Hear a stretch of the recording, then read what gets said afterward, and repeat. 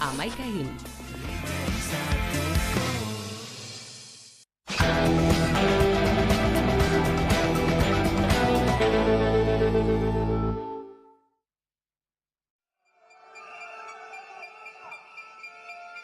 Novaldiako langileek 3 urte bete dituzte greba mugagabea hasi zutenetik. Modu honetan, ELA sindikatuaren arabera, produktu farmazeutikoak banatzen dituen enpresa kooperatiboko beharginak Europako grebarik luzeenean murgilduta daude.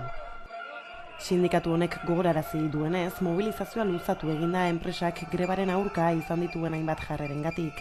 Gainera adierazi du azken hilabete hauetan hainbat baiespen epaik berretsi dutela jokabide hori, eta horri dagokionez, ELAk aurreratu du bere zerbitzu juridikoa eskari gehiago prestatzen ari dela.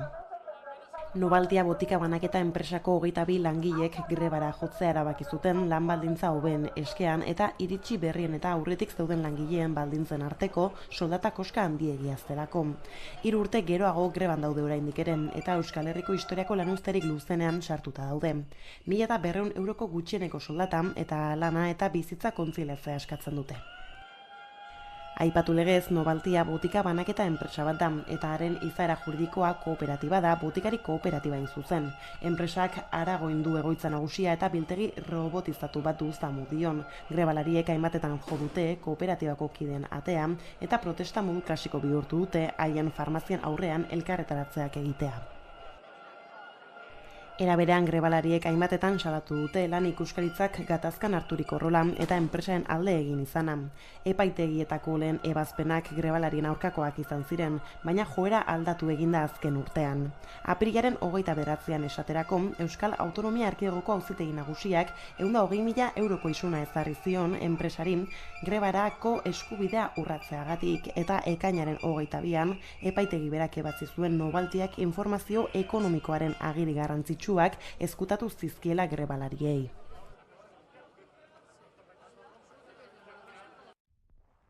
Ukrainako gariaren esportazioak geldiarazita daude. Une honetan, 20 milioi tona ale daude blokeatuta itsaso beltzean. Errusiak mendebaldeko zigorrei egotzi die horren erantzukizuna. Europar Batasunak Vladimir Putin sinalatzen du, elikagaiak arma politiko gisa txantaia egiteko erabiltzen ari dela egozten diote. Baina blokeoak irten bidea izan dezake laster. Turkiak jakinarazi duenez, Errusiak eta Ukrainiak akordio bat sinatuko dute zerealen esportazioaren inguruan. Izan ere, elikagaien prezioak ez dira inoiz hain garestiak izan.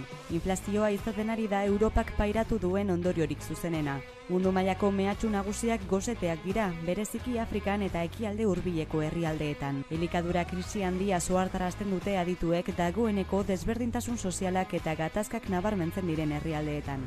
Eta hainbatek elikatzeko ezintasunak dituzten bitartean, Europak egunero elikagai tonak erabiltzen ditu bioerregaiak sortzeko, batez ere energia krisiari aurre egiteko asmotan. Ukrainatik datore kilore olioaren munduko esportazioen 40% baino gehiago, eta koltza olioaren kanpo hornitzaile handiena da Europan. Egoera guzti honek migratzera behartu ditzake pertsona gehiago Afrikako iparraldetik Europako hegoalderantz, baina Europar Batasunak ez du migrazio eta asilo politika segururik. Europako mugetan exodo masibo bat egoteak 2015ko mamuak berpiztu ditzazke, estatukideen arteko gatazkak sakontzen eta eskuin muturreko diskurtsoa aupatzen. Ziurgabetasun eta tentsio handiko momentuan da Europa. Pandemiaren ondorengo arnasa berreskuratu gabe azken hamarkadetako inflaziorik handienari aurre egiten ari zaio. Ekaitz perfektua izan daiteke kontinente zaharrean indar populisten eta ultraeskundarren gorakadarako.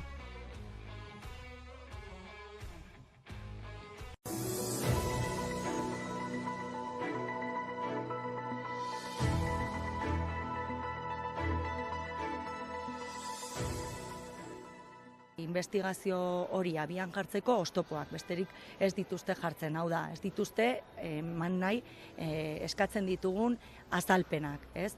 Orduan, guk uste dugu diru publiko eta baliabide publikoak ongi gastatu behar direla eta ez direla interes partidistaren arabera gastatu behar eta hori da investigatu nahi duguna eta hori da pizkat argitzea nahi duguna. Zergaitik ez dituzte eman beharreko azalpenak, ez? Orduan guk argi uste dugu edo susmoa hartzen diogu, ez nolabait izkutatzeko zerbait egon badagola, ez? Eta informe bat dago mahai gainean diru publikoekin egina, baina agian ez da bakarra, ez? Eta agian hori da oztopatu nahi dutena, ez? Hori dena jakitea eta argitaratzea.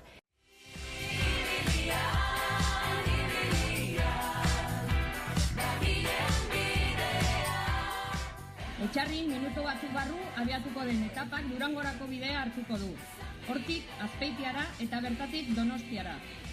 Bidean egonen da zer aldarrikatu. Etxeran bidea gertu lelopean salbuespen legedia behin betiko amaitzea eta euskal preso guztien euskal herreratzea atzerapen gehiagorik gabe.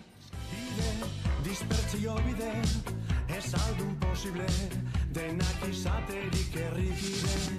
Bide, zapalduen bide, ez aldu posible, zutik ibiltzea ire. Entzun ezan bide, ez zuten posible.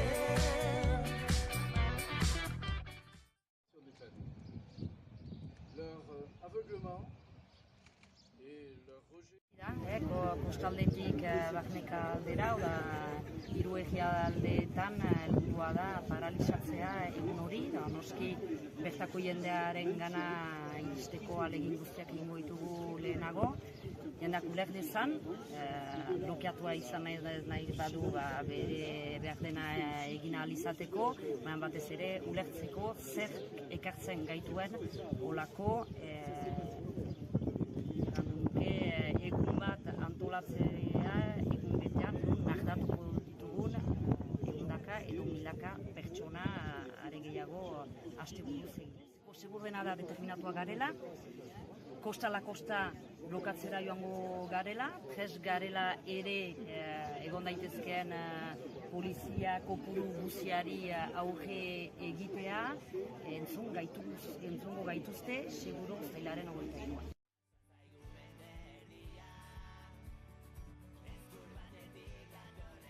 Tafaiako Gartes de los Fallos ikastolan urriaren 16ra begira jarrita dago, orduan ospatuko baitute Nafarroako ikastolen aldeko Nafarroa oinez jaia. Bitartean ordea ez daude geldirik eta kalean dute dagoeneko abestia eta bideoklipa. Erdian erein izena ipini diote kantuari. Ikastolako hainbat ikasle ohikondu dute. Nafarroa oinez bezalako festa baten inguruan bilatzen diren oroitzapenak, bizipenak eta emozioak islatu eta helarazi asmoz. Gainera, abestiaren bitartez, familia nafarrek azken 50 urteetan euskararen alde egindako lana omendu gura izan du ikastolak eta euskara ereiten jarraitu behar dela azpimarratu du. Tafaiako ikastolak 52 urte bete berri ditu mende erdia baino gehiago euskararen alde borrokan, eta balantzea positiboa bada ere argi dute oraindik asko dagoela egiteko. Hor, nekazariak jarri dituzte eredutzat. Nekazariek jakin badakite, ezin diotela ereitari utzi urteko uzta oso ona izanik ere. Aipatzekoa da ere, orain 10 urte baino gehiago auzolanaz landatu zela Tafaian oinez basoa.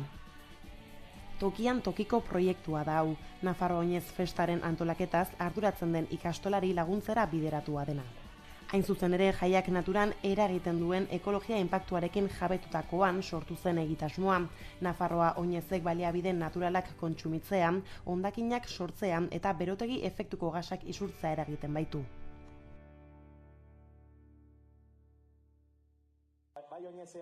Bestalde aipatu legez urriaren 16 aldu bitarte eta Tafaiarrak ez daude geldirik eta orain gutxi iragandako Sanferminetan 11 ekintza burutu dituzte. Takoneran izan dira oinez txokoan eta han, besteak beste, Jon Monkaiola Osasunako futbolariak bota zuen txupinazoan ofiziala baino pixka bat lehenago, ekar dezagun gogora. Euskarak, 50 irmoki, gure lurrari eutxe egitea, eta Nafarroa oinezen txokotik partez, ¡Gora San Fermín! ¡Gora! ¡Gora Nafarroa oinez! ¡Gora! Eta gora gure hizkuntza! ¡Gora! Horren bestez, euskararen benetako normalizazio eta berdintasuna lortu artean, erdian ereiten segituko dute Tafaian, uztarik onena iritsiko baita. Ondo pasa!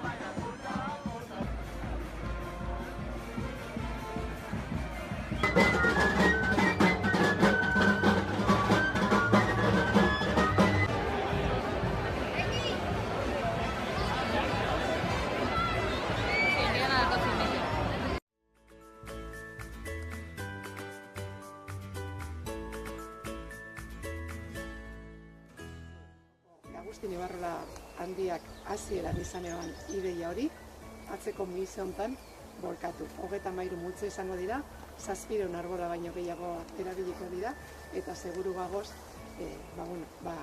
elkarlan honegaz, orotariko eta disiplinarteko taldearekin, adituen laguntzarekin eta Bizkaiko Foru Alduniko departamentu desberdinetako, zein unibertsitateko arlo desberdinetako adituen aholkularitzapean ere lortuko duguna polita eta ederra izango da.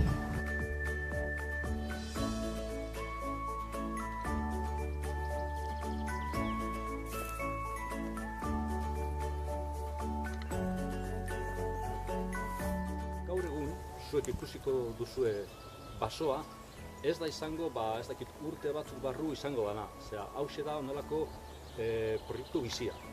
Urtean zehar aldatuko dela. Eta nik ustet hori da agian artelan honen ezaugarri nagusiena.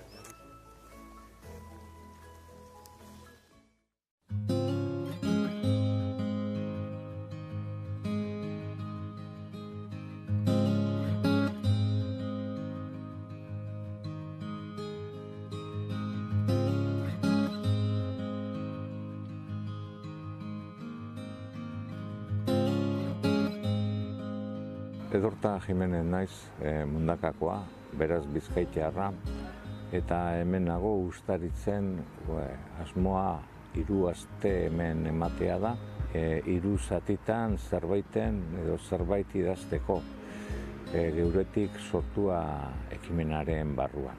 Helburua hemen ikusten dut, Uztaritzarrek ere irakurriko dutenez, euskara erabili, hemen ohartzen baikara hegoaldean eta hegoaldeko gune indartsuenetan ze euskara erabiltzen den eta zein den hemen erabiltzen dena eta ez dugula batasunerako biderik egiten. Uztaritzek badu kulturarekiko atxikimendu biziki azkarra, hainbat elkarte egitura Ipar Euskal Herrikoak hemen kokatuak dira, hien egoitza, badugu Euskararen kultur erakundea, hemen berean gure inguruan dute egoitza, eta hainbat elkarte biziki dinamikoak direnak, bereziki iauterien kasuan eta ospakizun biziki famatuak ditugu Uztaritzen. Zubiak eraiki behar ditugu eta gehiengoak irabazi kulturarentzat lan egin horretan. Eta elkarre ezagutu eta elkarrekin egon, bidea luzea da. Eta bidea kulturaren bidez egingo da hein handi batean. Eta kultura, ekonomia bihurtzeko gai baldin bagara, errezagoa izango da Lapurdi eta Bizkaia elkarri hurbiltzea. Edo Nafarroa eta Gipuzkoa herrialdeak ekonomia egitea lortzen baldin badugu kultura. Eta gero elkarren ezagutza da hemen garrantzizkoa, eta egonaldiak egitea zezanik ez. Atseginez hartuko nukenik norbait etxean, ez? Durangoko azokan eta behin baino gehiagotan egin izan dudana. Nahi badugu gure ezagutzea gonbidatu egin behar dugu, zubia eraiki behar dugu, eta hemen zubiak eraiki behar dira. Eta alde honetatik ekimena ederra da. Ikusiko dugu zer dakarren ekimenak, ze kalitate daukan gure lanak, eta zer eragin daukan gerora begira elkarrezagutza honek.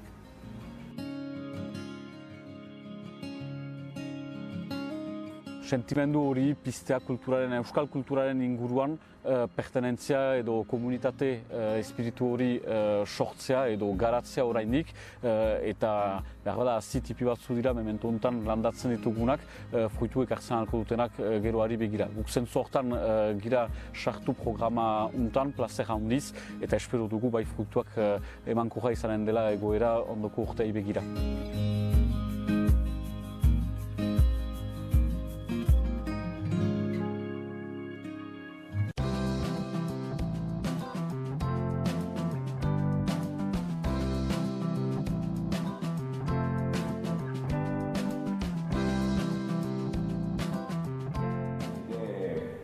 Egitasmoaren izena Azkue Uliko Enea izan. Literatur mugimendu alako bata OULIO. Mugimendu horren zalean.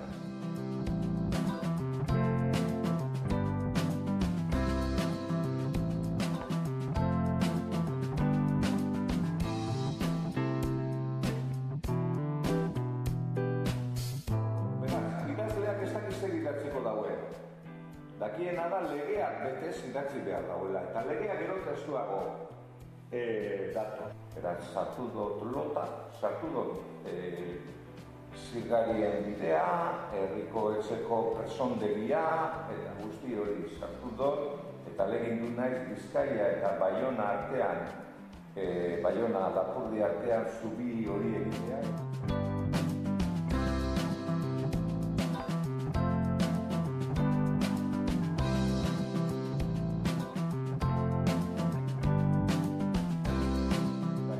Deklinabidea izan zen beste kontu bat.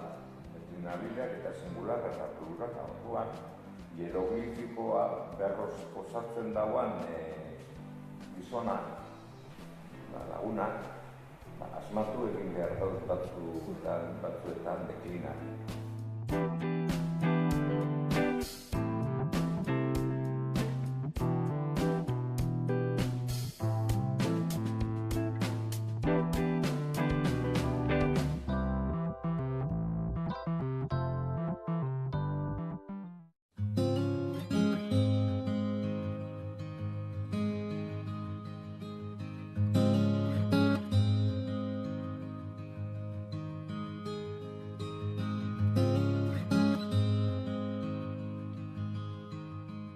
Ni Naia Zubeldia naiz, ziburutaja berez, ara ofizioz itzultzailea naiz, eta gero musikan ibiltzen naiz bereziki.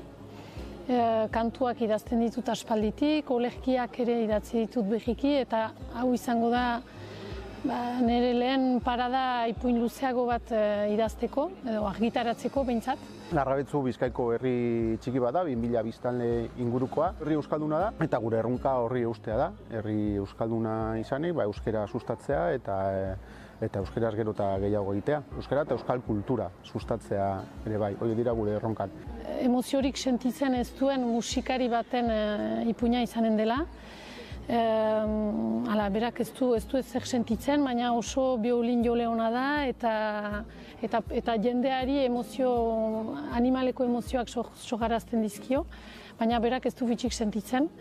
Pixkat alde absurdoa edo eman nahi nioke ipuinari, eta gero ona lajabetzura iritsiko delarik, olako emozio holde bat edo gertatuko da. Geuretik sortua bezalako egitasmoak esango nuke inoiz, beti dira.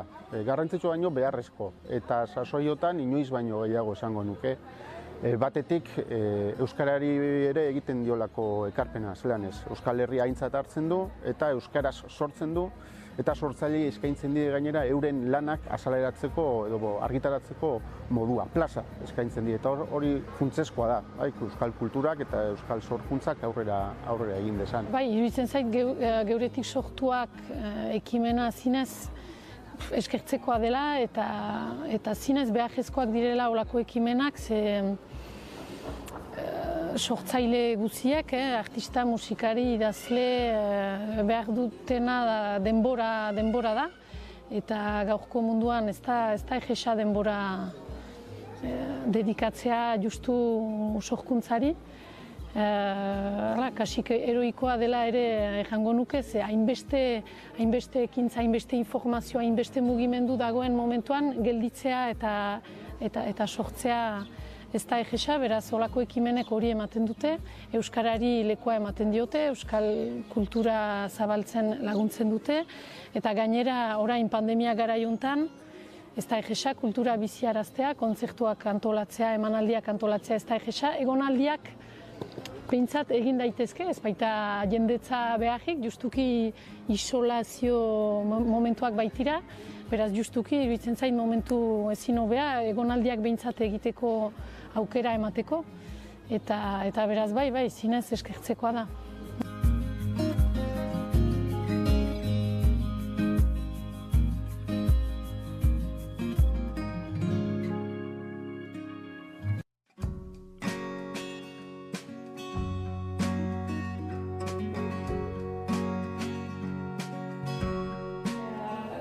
Nire pertsonaiaren berezitasuna da, berak ez duela fitxik senditzen, emoziorik edo ez duela. Aldiz, kriston emozioak eragiten dizkiela entzuleei, eta noizbait bere musika biraren batean ona etortzen dela jabetzura, eta hemen ideia zen hemengo jendearekin, hemengo giroarekin, zerbait senditzea, zerbait iratzartzea bere barnean.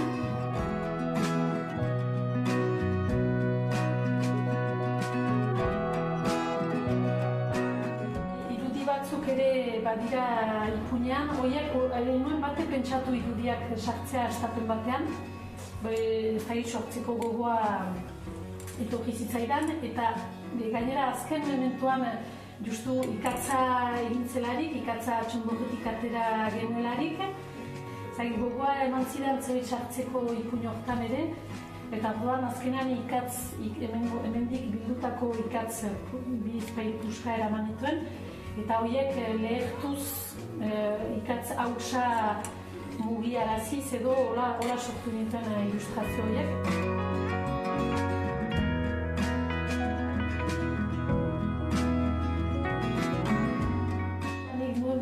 Pertsonaia hori denez, hain hotza eta hain iluna eta hain zera, eta hemen senditzen nuen hainbeste berotasun eta hainbeste xamurtasun eta hori, eta kostatu zait bai sartzea, moztu gabe sobera bien artean.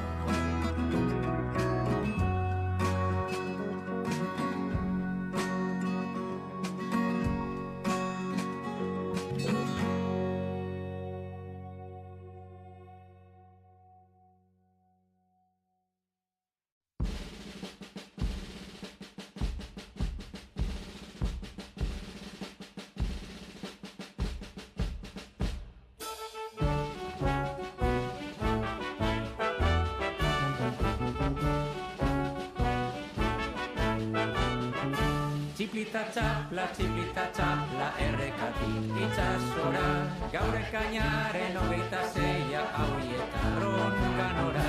Kanpotik guzti, barrutik guzti, zato segure ondora, gaurietarron eguna data erdu garen berora. Errekara, ietarrok Errekara